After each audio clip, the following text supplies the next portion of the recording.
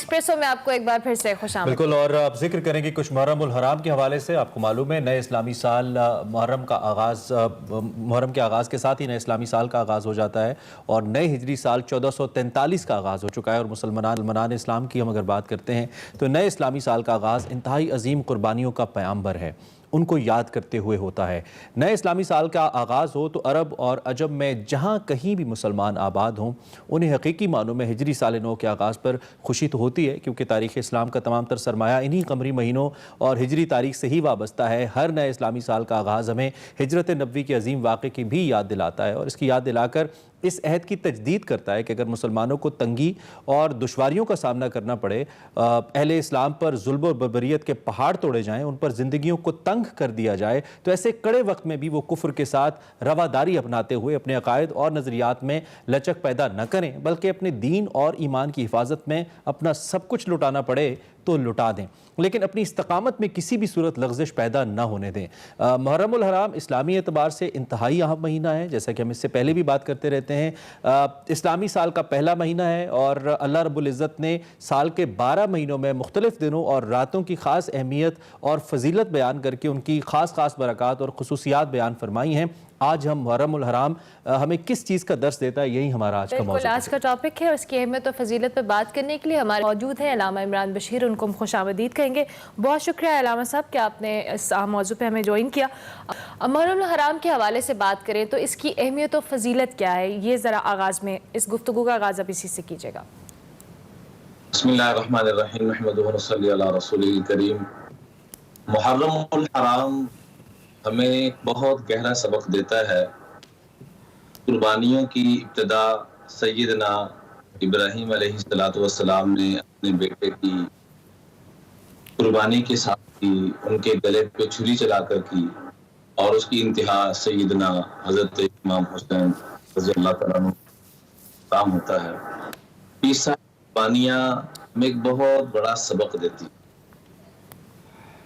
اور میں اس سبق سے پہلے ایک اور گزارش بھی، عمران بھائی بڑی گہری بات فرما رہے تھے کہ اللہ کے محبوب صلی اللہ علیہ وآلہ وسلم نے لوگوں کی تکلیفیں، آزمائشیں، پریشانیاں دیکھ کر جب انتہا ہوگی اور اللہ کا حکم آ گیا کہ آپ ہجرت کریں، اسی سے محرم کا اسلامی سال کا آغاز ہوتا ہے۔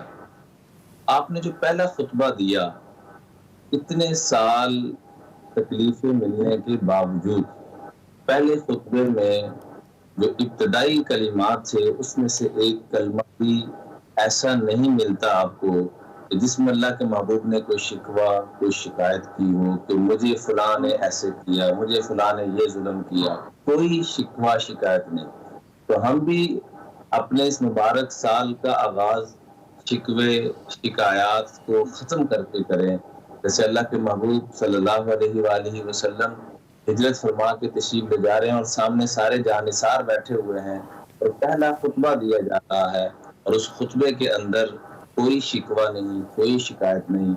رب کعبہ کی قسم، اگر ہم بھی اپنی زندگیوں سے شکوے شکایات ختم کر دیں تو ہم دنیا میں جنت کے مزے اڑا سکتے ہیں۔ اللہ کا قرآن میں وعدہ ہے جی، حیات طیبہ، میں تمہاری دنیا کی زندگی رشک جنت بنا دوں گا۔ ایک چیز کو ہم نے سامنے رکھنا ہے۔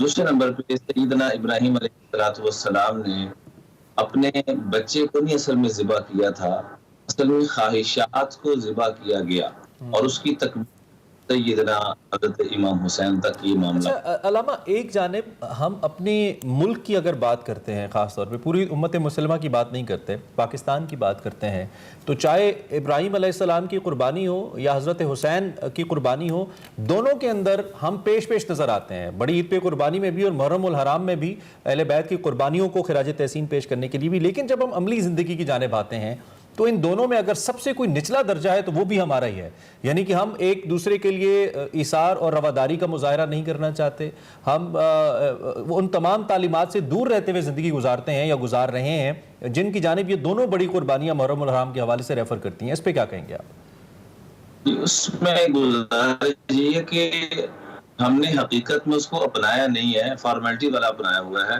عبدالرحمن ابن ملجم ظاہری طور پر بڑی عبادت کرنے والا، ظاہری طور پہ ساری چیزوں کے دعوے کرنے والا، اس طریقے سے اور اسی ظالم نے حضرت علی رضی اللہ تعالیٰ عنہ کو شہید کیا. اسی طریقے سے عبداللہ بن ابی منافقین کا سردار، وہ ظاہری طور پر بڑے دعوے کرنے والا. گزارش یہ ہے کہ تھوڑا محاسبہ، اللہ کے نے حکم دیا کہ میرا جو بھی جو بھی امتی بننا ہے کہ روزانہ کچھ نہ کچھ محاسبہ کرے. عمران بھائی، جب ہم محاسبہ کرنا شروع کریں گے، اپنا حساب کرنا شروع کریں گے، تو اللہ کے فضل و کرم سے یہ بیماریاں ختم ہونا شروع ہو جائیں گی. کیونکہ یہ قانون ہے، تفاسیر میں لکھا ہے رسول وانت تظہر حبہ هذا محال فی القیاس بدیع لو کان حبک صادقا لاطعتہ ان المحب لمن یحب مطیع.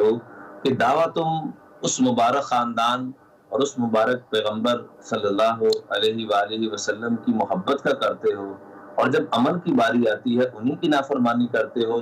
یہ عشق، یہ محبت، یہ عقل میں آنے والی نہیں ہے، کیونکہ محبت کرنے والا اپنے محبوب کے لیے اپنا سب کچھ نچھاور کرتا ہے. تو اصل جیسے انہوں نے اپنے جذبات کو، ابراہیم علیہ السلام ہو یا حضرت حسین ہو، ان ہستیوں نے اپنے جذبات کو اصل میں قربان کیا ہے. گردن کٹوانا مقصود نہ وہاں تھا نہ یہاں تھا، اصل تو جذبات کو قربان کروانا تھا، جس کو قرآن پاک میں یوں بیان فرمایا وَأَمَّا مَنْ خَافَ مَقَامَ رَبِّهِ وَنَهَى النَّفْسَ عَنِ الْهَوَىٰ فَإِنَّ الْجَنَّةَ هِيَ الْمَأْوَىٰ.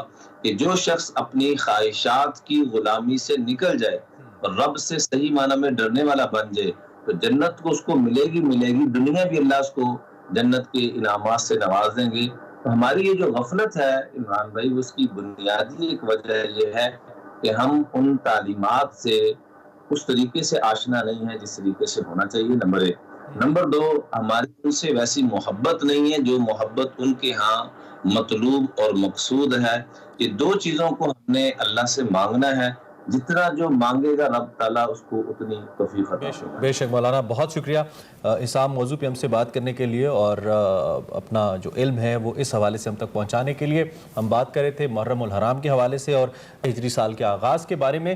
اس کے اختتام پہ صرف میں ایک بات یہ کرنا چاہتا ہوں کہ مذہبی طور پر یہ عقائد کو لے کر ایک دوسرے کو جب ہم جج نہیں کریں گے، جب ہم اس بات کا اندازہ خود سے نہیں لگائیں گے کہ کون اللہ کے کتنے قریب ہے، کس کا کیا درجہ ہے، تو مجھے لگتا ہے کہ برابری کا ایک بہتر ماحول اس معاشرے کے اندر پیدا ہوگا. اور اسی بات کا پیغام نبی کریم نے بھی دیا کہ یہ فیصلہ اللہ اور بندے کے بیچ میں ہے کہ اس کے اعمال کیا ہیں، لیکن ہمارا مسئلہ یہ ہے یہاں پہ کہ ہر کسی نے ایک اپنی عدالت لگائی ہے، ایک اپنی مسجد بنائی ہے. اس سے نکل کر ہم اگر ایک برابری کی سطح پر انسانیت کو سامنے رکھتے ہوئے ہم اگر اپنی زندگی گزاریں گے تو زیادہ بہتر نتائج مجھے لگتا ہے سامنے آئیں گے. بریک لیں گے، بریک کے بعد حاضر ہوں گے. آپ دیکھتے رہیے ایکسپریس.